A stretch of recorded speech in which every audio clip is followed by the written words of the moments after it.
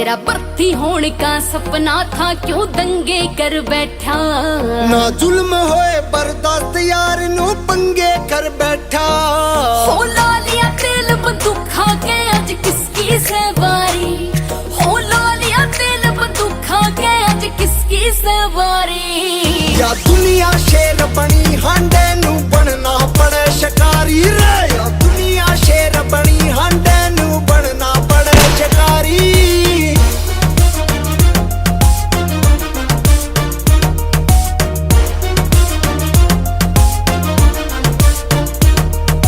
खून खराबा करने की कितने मिली इजाजत से।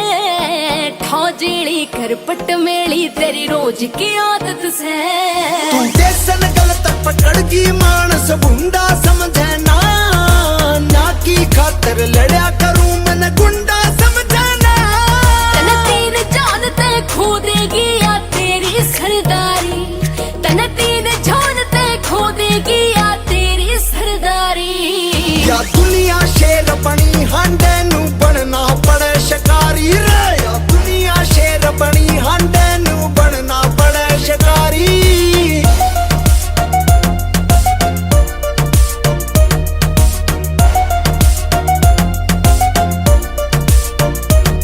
होने की बात करे से के तू जज का बेटा से। किस धरती पे जन्म लिया जो इतना डेठा से। तन लोगा की जुबान पे मेरा नाम सुना होगा। डिस्ट्रिक्ट लागे जींद चुलाना काम सुना होगा। हो हैरी लाठर पावे से तेरी बात सदा न्यारी।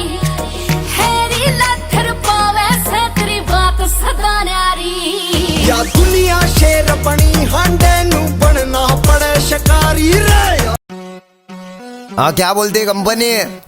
हाँ उसमें है कि नहीं सब लोग इधर पे क्या शॉट बंटा है और बंटा वाले याद है ना। हाँ फिर से आगे ले। हाँ क्या बोलते कंपनी कमाए ले बहुत बनी। इनको लग रहा सारे बन रहे अगले लग रहे बहुत फनी। आपस वाले मत कर आए बापुन कट्टर 37 70 17 तक पहचान। हाँ क्या बोलते कंपनी कमाए ले बहुत बनी। इनको लग रहा सारे बन रहे अगले लग रहे बहुत फनी। आपस वाले मत कर आए बापुन कट्टर 37 70 17 तक पहचान। खाना छोड़ दे बटन पाया नल्ला मटन। क्या बोलते रतन अनमोल की नहीं या कराओ किधर भी जाओ लेकिन इधर मत मराओ। देश में रहने का कि नहीं या पासपोर्ट वीजा कराओ। उसमें सब सोच में कैसे आओ एमीवे बंटाई के पोच में। अंधेरे में लाला अपन बन के घूमे रोशने। अपना खाया हक से ना खाया किसका।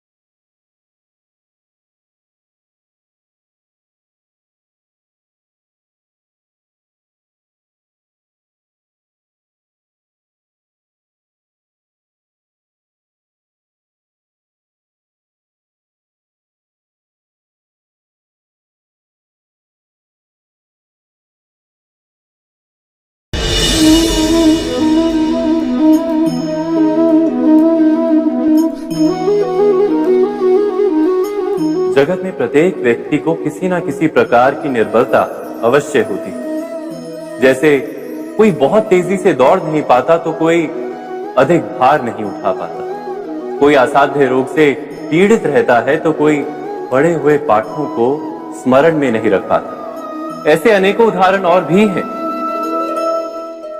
क्या आप किसी ऐसे व्यक्ति को जानते हैं जिसे सब कुछ प्राप्त हो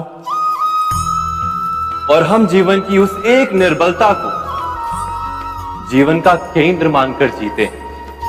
इस कारणवश हृदय में दुख और असंतोष रहता है सदा।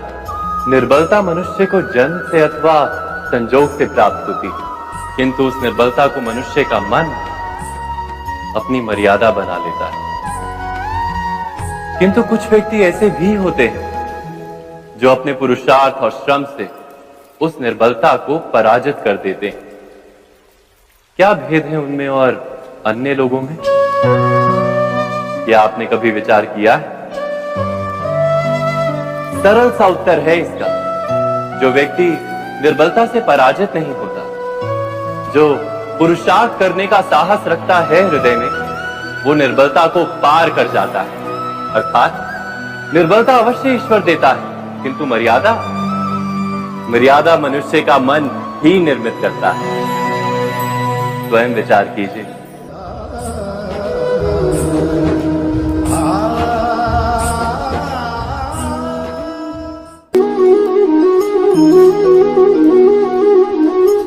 भविष्य का दूसरा नाम है संघर्ष। हृदय में आज इच्छा होती है और यदि पूर्ण नहीं हो पाती तो हृदय भविष्य की योजना बनाता है। भविष्य में इच्छा पूर्ण होगी ऐसी कल्पना करता रहता है, किंतु जीवन ना तो भविष्य में है ना अतीत में।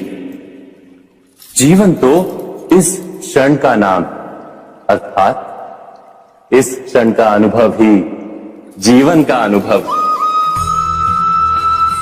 पर हम ये जानते हुए भी इतना सा सत्य समझ नहीं पाते। या तो हम बीते हुए समय के स्मरणों को घेर कर बैठे रहते, या फिर आने वाले समय के लिए हम योजनाएं बनाते रहते हैं और जीवन जीवन बीत जाता है। एक सत्य यदि हम हृदय में उतार लें कि ना हम भविष्य देख सकते हैं, ना ही भविष्य निर्मित कर सकते हैं, हम तो केवल धैर्य और साहस के साथ भविष्य को आलिंगन दे सकते हैं, स्वागत कर सकते हैं भविष्य का। तो क्या जीवन का हर पल जीवन से नहीं भर जाएगा? स्वयं विचार कीजिए।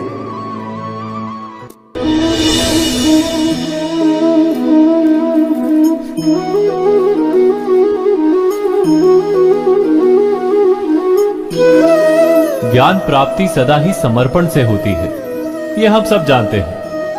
किंतु समर्पण का वास्तविक महत्व क्या है? क्या हमने कभी विचार किया?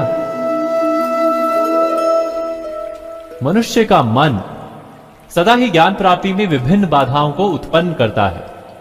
कभी किसी अन्य विद्यार्थी से ईर्ष्या हो जाती है, कभी पढ़ाए हुए पाठों पर संदेह जमता है और कभी गुरु द्वारा दिया गया दंड मन को अहंकार से भर देता है।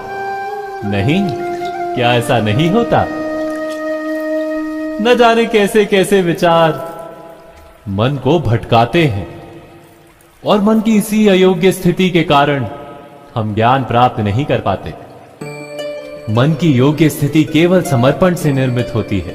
समर्पण मनुष्य के अहंकार का नाश करता है, ईर्ष्या, महत्वाकांक्षा आदि भावनाओं को दूर कर हृदय को शांत करता है और मन को एकाग्र करता है।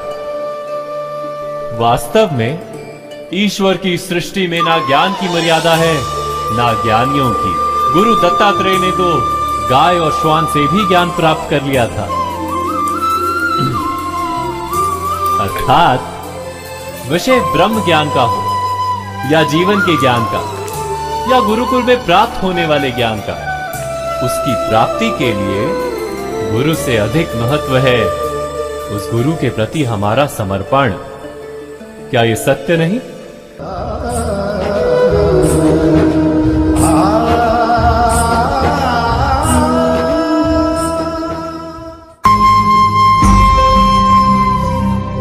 प्रत्येक मनुष्य के जीवन में ऐसा क्षण अवश्य आता है जब सारे स्वप्न, सारी आशाएं, सारे दृश्य ध्वस्त हो जाते हैं। जीवन के सारे आयोजन ही बिखर जाते हैं।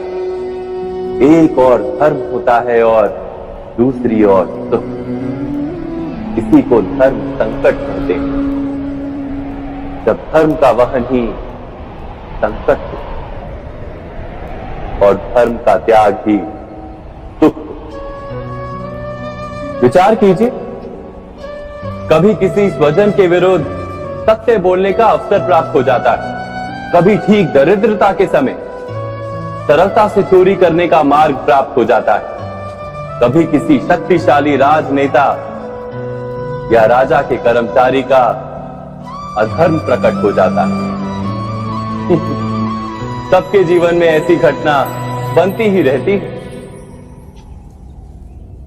अधिकतर लोग ऐसे किसी क्षण को धर्म संकट के रूप में जान ही नहीं पाते। हमें किसी प्रकार के संघर्ष का अनुभव ही नहीं होता। सहजता से सुख की ओर खींचे चले जाते हैं, जैसे मक्खी गुड़ की ओर खींची चली जाती है। वास्तव में धर्म संकट का क्षण ईश्वर के निकट जाने का क्षण होता है। यदि हम संघर्षों से भयभीत ना, सुख की ओर आकर्षित ना, अपने धर्म पर दृढ़ रहे, तो ईश्वर का साक्षात्कार दूर नहीं।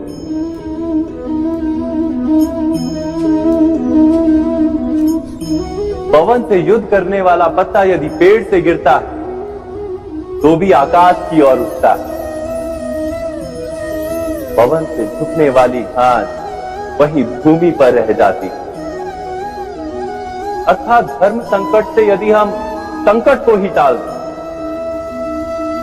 तो सुख तो मिलता है, जीवन बढ़ता है, किंतु क्या चरित्र नहीं टूटता? क्या आत्मा दरिद्र नहीं हो जाती? क्या ईश्वर से अंतर नहीं हो जाता? स्वयं विचार किए। दो व्यक्ति जब निकट आते हैं तो एक दूसरे के लिए सीमाएं और मर्यादाएं निर्मित करने का प्रयत्न अवश्य करते हैं। हम यदि सारे संबंधों पर विचार करें तो देखेंगे कि इन सारे संबंधों का आधार यही सीमाएं हैं जो हम दूसरों के लिए निर्मित करते हैं।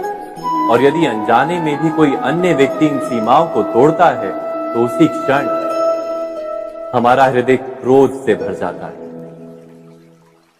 इन सीमाओं का वास्तविक रूप क्या है? क्या हमने कभी विचार किया? सीमाओं के द्वारा हम दूसरे व्यक्ति को निर्णय करने की अनुमति नहीं देते। अपना निर्णय उस व्यक्ति पर थोपते हैं, अर्थात किसी की स्वतंत्रता का अस्वीकार करते हैं। और जब स्वतंत्रता का अस्वीकार किया जाता है तो उसका हृदय दुख से भर जाता है। और जब वो सीमाओं को तोड़ता है तो हमारा हृदय क्रोध से भर जाता है। क्या ऐसा नहीं होता?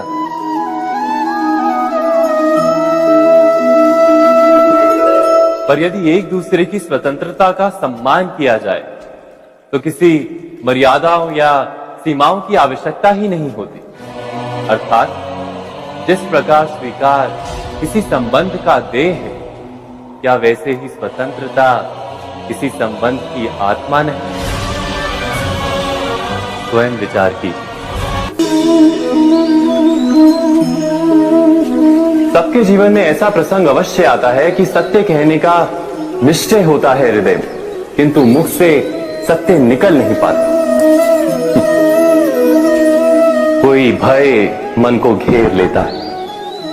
किसी घटना अथवा प्रसंग के बारे में बात करना या फिर स्वयं से कोई भूल हो जाए उसके बारे में कुछ बोलना, क्या ये सत्य है? नहीं, ये तो केवल तथ्य है।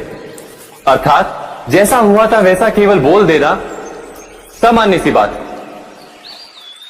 किंतु कभी कभी उस तथ्य को बोलते हुए भी भय लगता है। कदाचित किसी दूसरे की भावनाओं का विचार आता है मन, दूसरे को दुख होगा ये भय भी शब्दों को रोकता है। तो ये सत्य क्या है? क्या हमने कभी विचार किया है? जब भय रहते हुए भी कोई तथ्य बोलता है तो वो सत्य कहलाता है।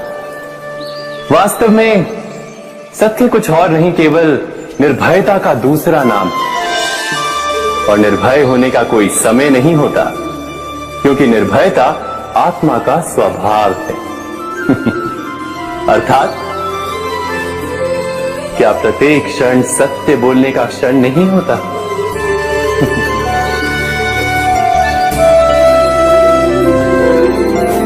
स्वयं विचार कीजिए।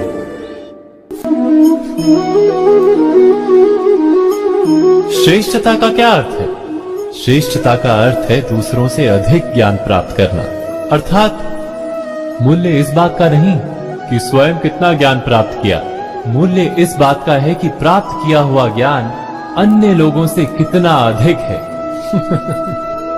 अर्थात श्रेष्ठता की इच्छा ज्ञान प्राप्ति को भी एक स्पर्धा बना देती है। और स्पर्धा में विजय अंतिम कब होती है?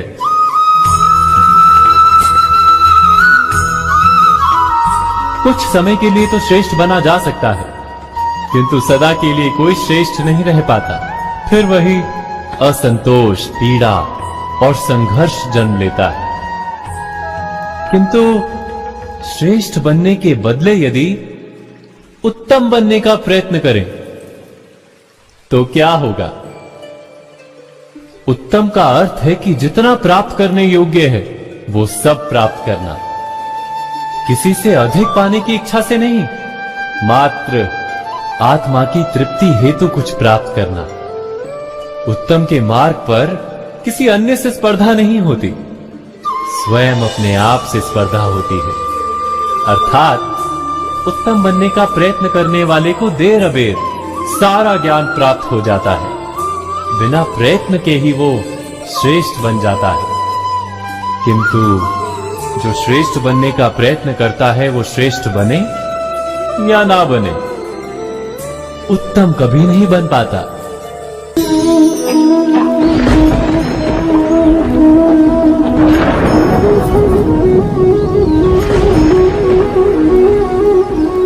सपनों और पूर्वाभासों के आधार पर हम भविष्य के सुख दुख की कल्पना करते हैं। भविष्य के दुख का कारण दूर करने के लिए हम आज योजना बनाते हैं। किंतु कल के संकट को आज निर्मूल करने से हमें लाभ मिलता है या हानि पहुंचती है? ये प्रश्न हम कभी नहीं करते। सत्य तो ये है कि संकट और उसका निवारण साथ जन से, व्यक्ति के लिए भी और सृष्टि के लिए भी। नहीं, आप अपने भूतकाल का स्मरण कीजिए, इतिहास को देखिए, आप तुरंत ही ये जान पाएंगे कि जब जब संकट आता है तब तब उसका निवारण करने वाली शक्ति भी जन्म लेती है। यही तो जगत का चलन है। वस्तुतः संकट ही शक्ति के जन्म का कारण है। प्रत्येक व्यक्ति जब संकट से निकलता है तो एक पद आगे बढ़ा होता है, अधिक चमकता है, आत्मविश्वास से अधिक भरा होता है, न केवल अपने लिए अपितु विश्व के लिए भी। क्या ये सत्य नहीं? वास्तव में संकट का जन्म है एक अवसर का जन्म, अपने आप को बदलने का, अपने विचारों को ऊंचाई पर करने का अवसर, अपनी आत्मा को बलवान और ज्ञान मंडित बनाने का अवसर। जो ये कर पाता है उसे कोई संकट नहीं होता, किंतु जो ये नहीं कर पाता वो तो स्वयं एक संकट है विश्व के लिए। विचार कीजिए।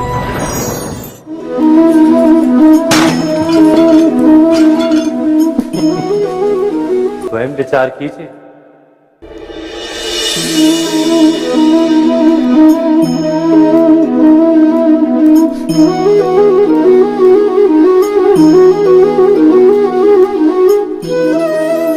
जीवन का हर क्षण निर्णय का क्षण होता है। प्रत्येक पद पर दूसरे पद के विषय में कोई निर्णय करना ही पड़ता है और निर्णय अपना प्रभाव छोड़ जाता है। आज किए गए निर्णय भविष्य में सुख अथवा दुख निर्मित करते हैं, ना केवल अपने लिए, अपने परिवार के लिए भी, आने वाली पीढ़ियों के लिए भी। जब कोई दुविधा सामने आती है तो मन व्याकुल हो जाता है, अनिश्चय से भर जाता है। निर्णय का वो क्षण युद्ध बन जाता है और मन बन जाता है युद्ध भूमि। अधिकतर निर्णय हम दुविधा का उपाय करने के लिए नहीं, केवल मन को शांत करने के लिए लेते हैं। पर क्या कोई दौड़ते हुए भोजन कर सकता है? नहीं। तो क्या युद्ध से जूझता हुआ मन कोई योग्य निर्णय ले पाएगा? वास्तव में शांत मन से जब कोई निर्णय करता है तो अपने लिए सुखद भविष्य बनाता है, किंतु अपने मन को शांत करने के लिए जब कोई निर्णय करता है तो वो व्यक्ति भविष्य में अपने लिए कांटों भरा वृक्ष लगाता है। स्वयं विचार कीजिएगा।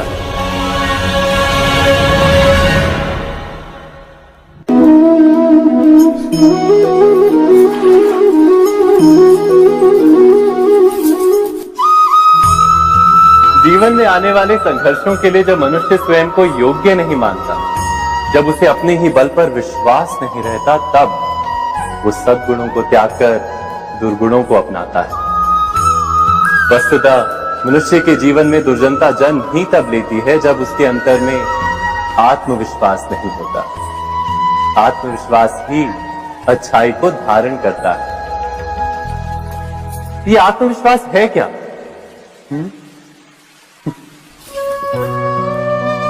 जब मनुष्य ये मानता है कि जीवन का संघर्ष उसे दुर्बल बनाता है, तो उसे अपने ऊपर विश्वास नहीं रहता।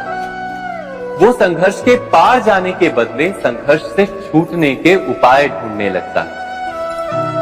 किंतु जब वो ये समझता है कि ये संघर्ष उसे अधिक शक्तिशाली बनाते, ठीक जैसे व्यायाम करने से देह की शक्ति बढ़ती है, तो प्रत्येक संघर्ष के साथ उसका उत्साह बढ़ता है। अर्थात आत्मविश्वास और कुछ भी नहीं, मन की स्थिति जीवन को देखने का दृष्टिकोण मात्र है, और जीवन का दृष्टिकोण तो मनुष्य के अपने वश में होता है। स्वयं विचार कीजिए।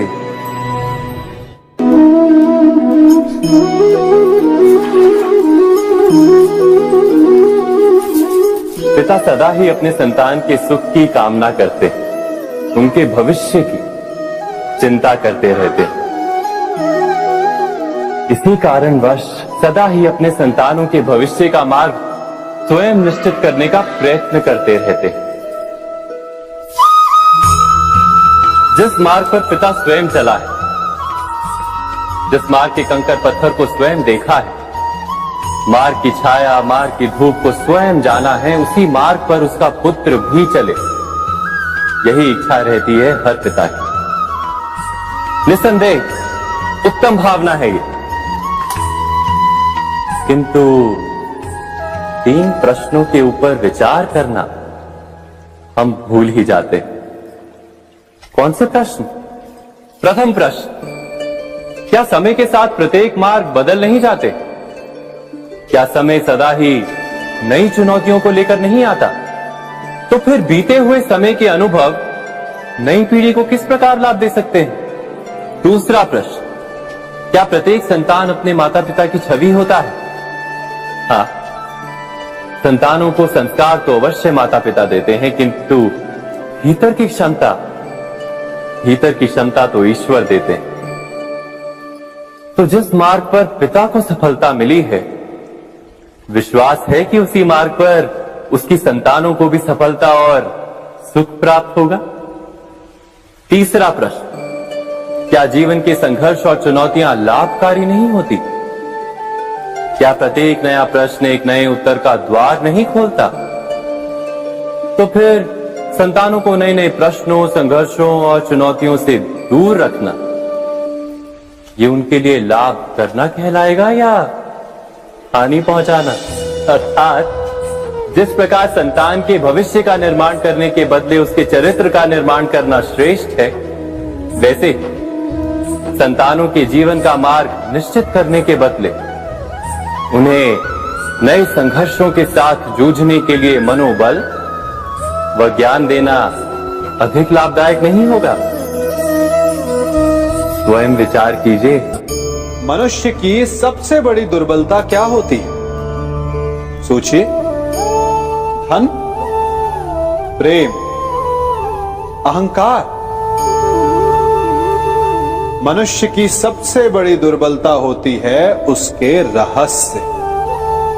चाहे आप कितने भी शक्तिशाली क्यों ना हो, कितने भी प्रबल क्यों ना हो, परंतु उसके रहस्य उसके नाश की चाबी होती है। इसलिए यदि प्रबल रहना है, शक्तिशाली रहना है, समर्थ रहना है, तो अपने रहस्य को किसी को भी ना बताएं, ना मित्र को और ना ही शत्रु को, क्योंकि समय पड़ने पर कब कौन शत्रु हो जाए ऐसा कहना संभव नहीं। विभीषण को रावण के अमृत कुंड का ज्ञात था, इसीलिए प्रभु श्री राम रावण का वध करने में सफल हो सके। इसलिए उचित यही है कि आप अपने रहस्य को स्वयं तक ही सीमित रखें। मनुष्य जीवन की परीक्षा में सफल होने के लिए क्या नहीं करता? वो परिश्रम करता है, दौड़ भाग करता है, और ये सब करने के पश्चात भी जब उसका काम नहीं बनता तो वो नकल करता है ना? तनिक लौटिए अपने बचपन में, स्मरण कीजिए अपने बचपन की स्मृतियों का। क्या स्मरण हुआ? विद्यालय में जब आप परीक्षा देने जाते थे तो क्या होता था? आप ना सही, परंतु कोई ना कोई सफलता पाने के लिए नकल करता ही था और उत्तीर्ण भी हो जाता था, है ना? परंतु जीवन की परीक्षा ऐसी नहीं होती। नकल करने वाला सफल नहीं होता। कारण विद्यालय में सबके प्रश्न पत्र एक होते थे, परंतु जीवन के प्रश्न पत्र और उनकी कठिनाई सबके लिए भिन्न होती, तो निश्चित रूप से उनके उत्तर भी भिन्न होंगे ना। इसलिए यदि आपको जीवन में सफलता पानी है तो नकल ना कीजिए, स्वयं के प्रश्नों का उत्तर स्वयं ढूंढिए और सफलता आपकी ही होगी। मनुष्य का जीवन हार और जीत, विजय और पराजय, सफलता और असफलता के मध्य झूलता रहता है। आपके साथ भी ऐसा होता होगा, है ना? जब आप सफल होते हैं, किसी चुनौती पर विजय पाते हैं, तो मन प्रसन्नता से आनंद के उपवन में झूमने लगता है, और जब आप असफल होते हैं तब मन दुख और पीड़ा के सागर में डूबने लगता है। परंतु वास्तव में सफलता और असफलता है क्या? तनिक ध्यान से सोचिए। ये केवल हमारी मनोस्थिति मात्र है। हमारी पराजय तब नहीं होती जब हमारा शत्रु विजय प्राप्त कर ले।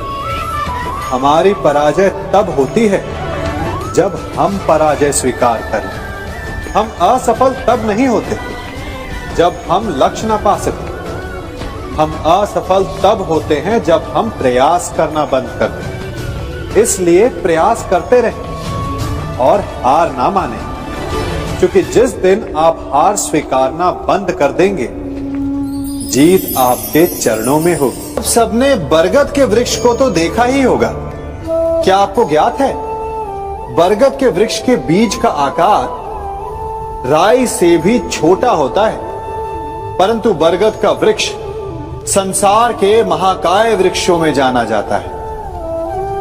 जब उसका जन्म होता है तब उसमें वो जटाएं, वो शाखाएं नहीं होती, परंतु जैसे जैसे उसका विस्तार होता है, जैसे जैसे वो अधिक शाखाओं का भार उठाता है, अधिक पत्तियों का सृजन करता है, वैसे वैसे उसकी शाखाएं जटाएं बनकर जड़ तक पहुंचती है और इस वृक्ष को सहारा देती है।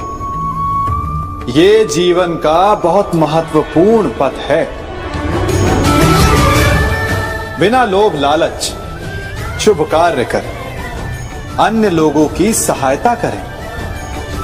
धीरे धीरे आपने जिनकी सहायता की वो आपके सहायक बनते जाएं, आपकी जड़ों को और बलशाली बनाएंगे, आयु मान और आकार बढ़ाएंगे। सहजीवन, सहायता और निष्काम कर्म आपको मृत्यु के पश्चात भी मरने नहीं देगा, आपको अमर रखेगा। हमारा शरीर प्रकृति का एक महान आविष्कार है। इससे जटिल संरचना संसार में और कोई नहीं। हमारा शरीर जितना जटिल है, यदि इसे ठीक से जाना जाए तो इससे अधिक सरल ज्ञान देने वाला और कोई नहीं। हमारे शरीर में पंच इंद्रियां होती हैं जो हमें भाव, गुण और वस्तुओं का बोध कराती हैं। हमारे पास आंखें हैं, नाक है, स्पर्श के लिए त्वचा है, कान है और जीभा है। सबका भिन्न भिन्न कार्य है। आंखों से देखना, कानों से सुनना, नथनों से श्वास लेना, त्वचा से स्पर्श करना और जीभा से स्वाद लेना। परंतु क्या आपने कभी सोचा कि प्रकृति ने हमें 2 आंखें दी, 2 नथने दी, 2 कान दी, स्पर्श के लिए ये पूरा शरीर दिया, परंतु जीभा केवल 1 दी? ऐसा क्यों?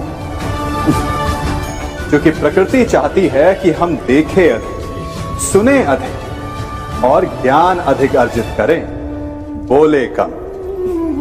क्योंकि अधिक वाचाल नाश को निमंत्रण देता है। स्मरण रखिएगा।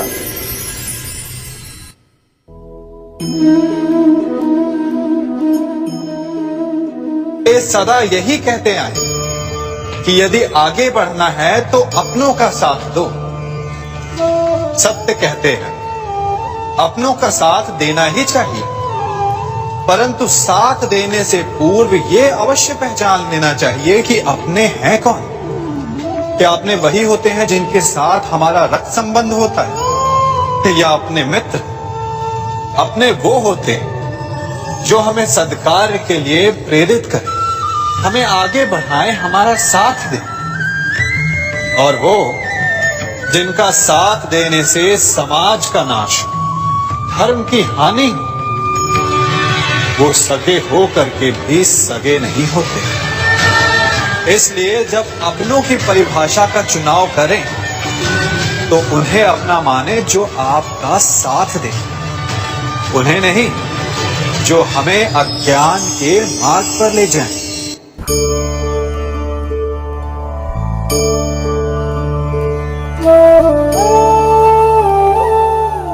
आप जिनसे प्रेम करते हैं सदा उनके समीप रहना चाहते हैं, नहीं चाहते कि कभी अपनों से दूर होना पड़े, बिछड़ना पड़े। परंतु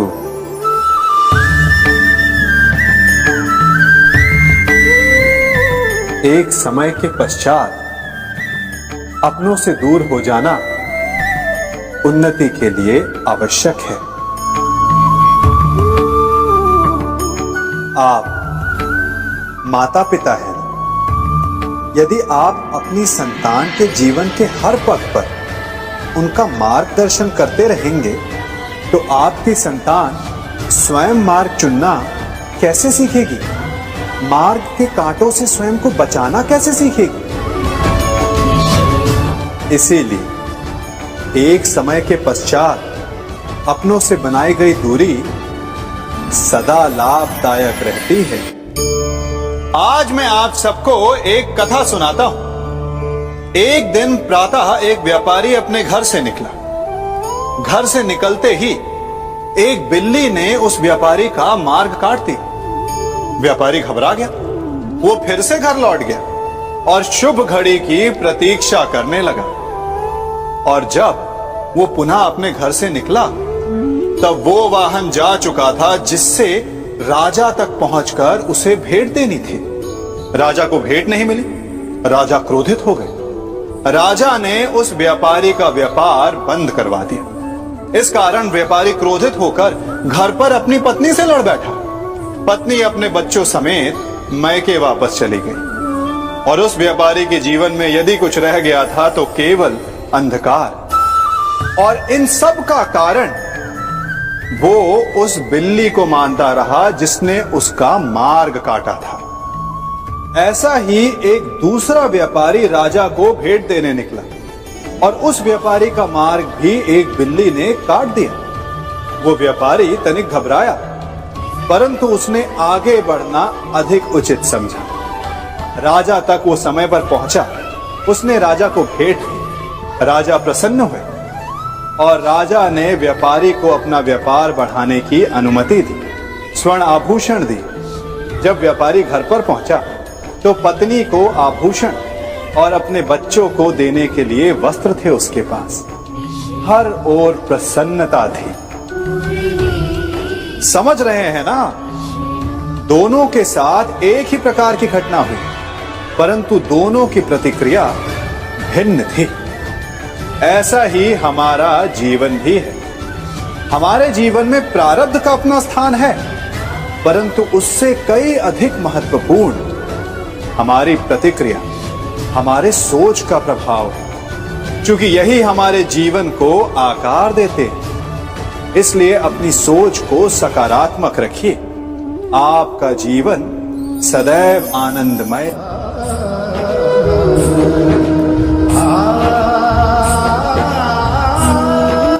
हम सभी अपने जीवन में कोई ना कोई कार्य करते हैं। कार्य करते हैं तो थकान की अनुभूति होती है और यदि थकान ना उतरे तो कार्य करने का मन नहीं करता। हम आशा करते हैं कि कदाचित एक दिन में 24 के स्थान पर 26 घंटे होते तो आराम करने के लिए हमें और अधिक समय मिल जाता। हमें ऐसा अनुभव होता है कि हम बहुत अधिक कार्य कर रहे हैं, है ना? परंतु क्या आपने कभी सोचा कि जो लोग संसार में सफल हैं उनके पास भी सफल होने के लिए दिन में केवल 24 घंटे थे? तो फिर वो सफल क्यों है? इसका एक छोटा सा रहस्य है। वो कार्य चुनते हैं जो उन्हें प्रिय है, जिसे करने में उन्हें आनंद आता है। उन्हें लगता ही नहीं कि वो कार्य कर रहे हैं, उन्हें लगता है कि वो प्रतिपल आनंद मना रहे हैं। और जब आप आनंद मनाते हैं तो थकान कैसी? इसलिए यदि आप जीवन में कोई भी कार्य करें तो वो आपके मन को भाना चाहिए, या जो कार्य आप कर रहे हैं उसे अपने मन को भा देने दो।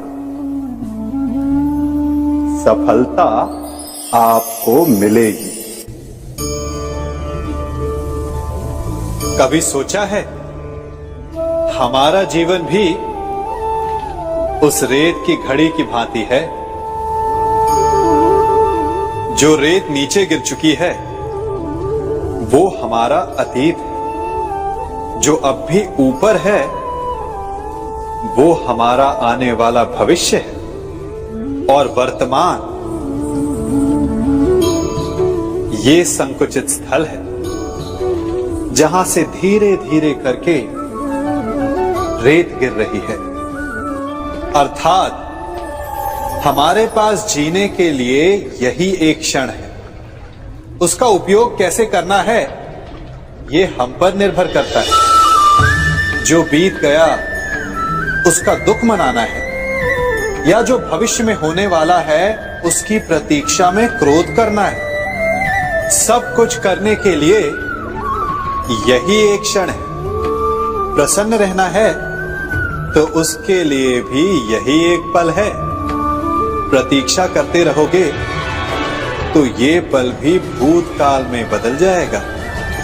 इसलिए आनंद के लिए, परोपकार के लिए प्रतीक्षा ना कीजिए, आपके पास जो पल है उनका भरपूर सदुपयोग कीजिए, क्योंकि इस घड़ी को पलटकर आप फिर से समय अवश्य गिन सकते हैं, परंतु अपना बीता हुआ समय आप वापस नहीं लौटा पाएंगे। मनुष्य भी बड़ा विचित्र प्राणी है।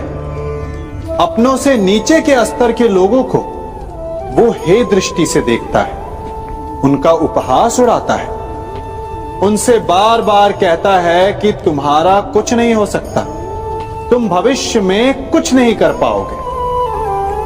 जब मनुष्य के पास धन, संपत्ति, मान होता है तो वो दूसरों का आदर नहीं करता, परंतु वो एक बात भूल जाता है कि उससे भी अधिक शक्तिशाली कोई अस्तित्व में है, और वो है समय। काल अपना चक्र कब बदलेगा ये कोई नहीं जानता। समय अपनी करवट कब लेगा ये कोई नहीं जानता। कोयला भी समय के साथ साथ हीरे में परिवर्तित हो जाता है। इसलिए जीवन में कभी भी किसी का भी उपहास नहीं उड़ाना चाहिए।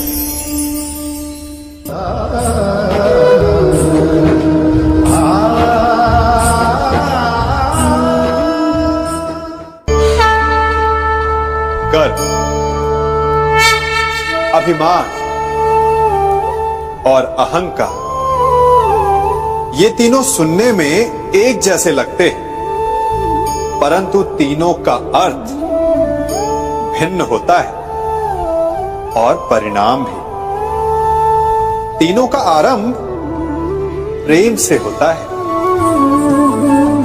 स्वयं से प्रेम, परिश्रम हमारे मन में गर्व को जन्म देता है और सफलता अभिमान जगाती है। यहां तक ठीक है, परंतु जब ये भावना अहंकार बन जाती है तब वो समस्या बन जाती है, क्योंकि सबसे बुरा अंत अहंकारी का ही होता है। परंतु मनुष्य के लिए पहेली यही है कि पहचाना कैसे जाए कि अहंकार जग गया है और उसका दमन आवश्यक है। इसका उत्तर मैं नहीं, आपका मन देगा। जब तक आप स्वयं से प्रसन्न हैं, जब तक आप सबसे ऊंचा उठने का प्रयास कर रहे हैं, तब तक ठीक है। परंतु जब आपके मन में दूसरों को नीचा समझने का भाव आ जाए तो सावधान हो जाइए, क्योंकि यही अहंकार है जो वास्तव में आपको हीन कर रहा है।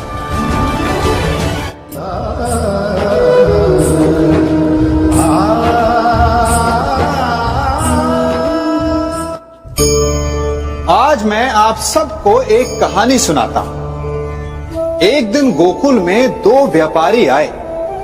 एक व्यापारी शहद का था, बड़ा मीठा शहद था उसका, परंतु वो गोकुल में टिक नहीं पाया। उसके व्यापार ने घाटा खाया और शीघ्र ही वो गोकुल छोड़कर चला गया। और दूसरा व्यापारी मिर्च का था। पहले दिन वो एक पोटली लाया और दूसरे ही दिन वो पूरी बैलगाड़ी भर कर लाया, और धीरे धीरे पूरी मथुरा में उसकी धाक जम गई। मुझे बड़ा आश्चर्य हुआ, तो मैंने बाबा से पूछा कि ऐसा क्यों कि एक मीठे शहद का व्यापारी कंगाल हो गया और एक मिर्च का व्यापारी धीरे धीरे नगर सेठ बन गया। बाबा मुस्कुराए और उन्होंने कहा कि मीठी बोली बोलने वाले की तीखी मिर्च भी बिक जाती है, और जो कड़वी बोली बोलता है उसका मीठा शहद भी नहीं बिकता। वाह, कितने उत्तम विचार हैं उनके, और उचित ही है। मनुष्य अपने जीवन में सदैव अपने वचनों से उठता है और अपने वचनों से ही गिरता है। इसलिए अपने जीवन में सदैव मीठी बोली बोलने का प्रयास कीजिए, आपका जीवन सरल हो जाएगा। मनुष्य की सबसे बड़ी दुर्बलता क्या होती है? सोचिए। धन, प्रेम, अहंकार। मनुष्य की सबसे बड़ी दुर्बलता होती है उसके रहस्य। चाहे आप कितने भी शक्तिशाली क्यों ना हो, कितने भी प्रबल क्यों ना हो, परंतु उसके रहस्य उसके नाश की चाबी होती है। इसलिए यदि प्रबल रहना है, शक्तिशाली रहना है, समर्थ रहना है, तो अपने रहस्य को किसी को भी ना बताए, ना मित्र को और ना ही शत्रु को, क्योंकि समय पड़ने पर कब कौन शत्रु हो जाए ऐसा कहना संभव नहीं। विभीषण को रावण के अमृत कुंड का ज्ञात था, इसीलिए प्रभु श्री राम रावण का वध करने में सफल हो सके। इसलिए उचित यही है कि आप अपने रहस्य को स्वयं तक ही सीमित रखें।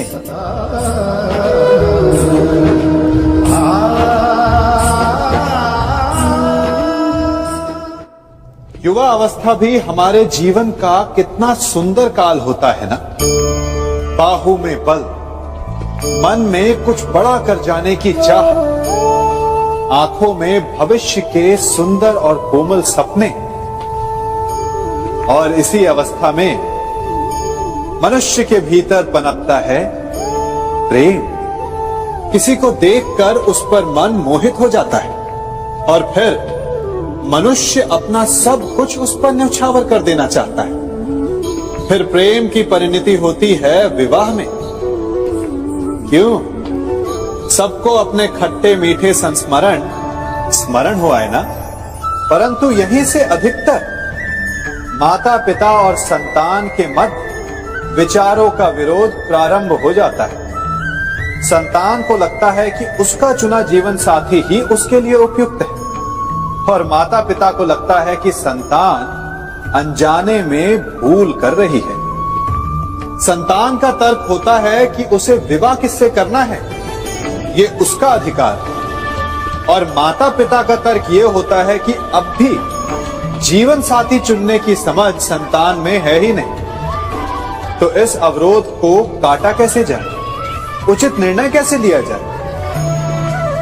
इसका एक ही मार्ग है, अपने उत्तरदायित्व का भान और अपनों से बड़ों के मापदंडों का भान। विवाह करने से पूर्व ये जान लेना आवश्यक है कि विवाह केवल अपने प्रेम को पाने का मार्ग नहीं है, अपितु विवाह से जीवन का एक नया द्वार भी खुलता है।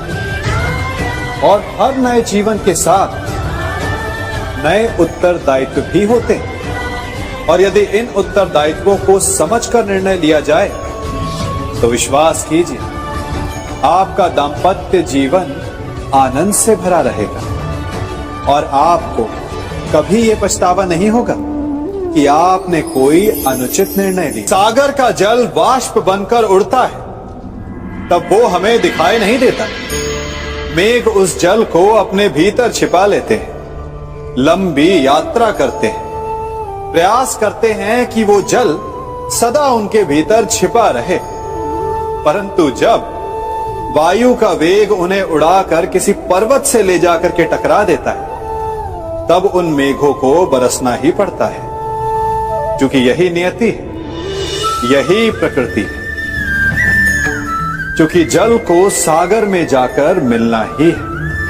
ठीक ऐसा ही हमारे साथ भी होता है। हम सत्य अपने मन के मेघों में चाहे जितना छिपाने का प्रयास कर ले, परंतु समय की आंधी उसे वास्तविकता के पर्वत से ले जाकर के टकराकर हमारे समक्ष ले ही आती है। जिस भय के कारण आप सत्य को सामने नहीं लेकर आना चाहते, एक दिन वही भय हमारे समक्ष आकर खड़ा हो जाता है और फिर हम लाचार हो जाते हैं, क्योंकि हमने उस भय का सामना करने की तैयारी नहीं की होती। इसलिए सत्य से भागे नहीं, उसे छिपाए भी नहीं, उसे स्वीकार करें। भविष्य की बड़ी विपत्ति से बच जाएंगे।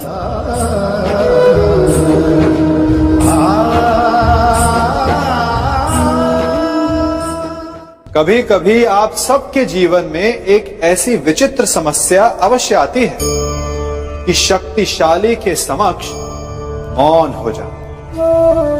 कि उस शक्तिशाली से विवाद करने से बचने के लिए आप मौन रह जाते। मानता हूं ऐसा करने से आप एक विवाद से बच जाते, एक संघर्ष से बच जाते, परंतु ऐसा बचाव एक बड़े संघर्ष को जन्म दे देता है।